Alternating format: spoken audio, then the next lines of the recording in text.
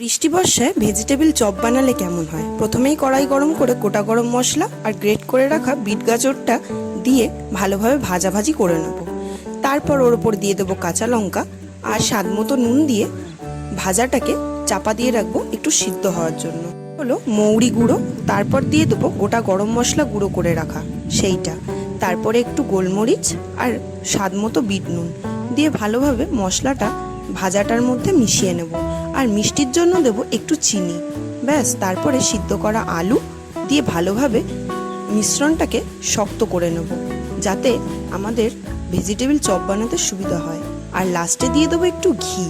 ব্যাস, আর কিছুক্ষণ কড়াইতে ভালোভাবে নাড়াচাড়া করে মাখা মাখা করে নিলেই তৈরি হয়ে যাবে ভেজিটেবিল চপের মশলা। ভাজা বাদামও কিন্তু দিয়েছিলাম। এবার একটা প্লেটে তুলে নেব মশলাটা, তারপর তেল গরম করতে দিয়ে ময়দা, কর্নফ্লাওয়ার আর গোলমরিচ, ভেজিটেবিলের শেপ দেওয়া হয়ে গেছে। তোমরা চাইলে লম্বাটে বা গোলও করতে পারো। তারপর বিস্কুট গুঁড়ো মাখিয়ে গরম তেলে ভাজা শুরু করে দিয়েছি। চটপট তৈরি হয়ে গেল আমাদের ভেজিটেবিল চপ। তোমরাও বাড়িতে তৈরি করে খেও। এই বৃষ্টি বর্ষায় কিন্তু জমে ক্ষীর, সন্ধ্যের স্ন্যাক্স। বাচ্চারাও খুব পছন্দ করে, আর ঘরেরই কিছু উপকরণ দিয়ে করা, তাই বাইরেও যেতে হলো না। ভিডিওটা কেমন লাগলো অবশ্যই জানিও।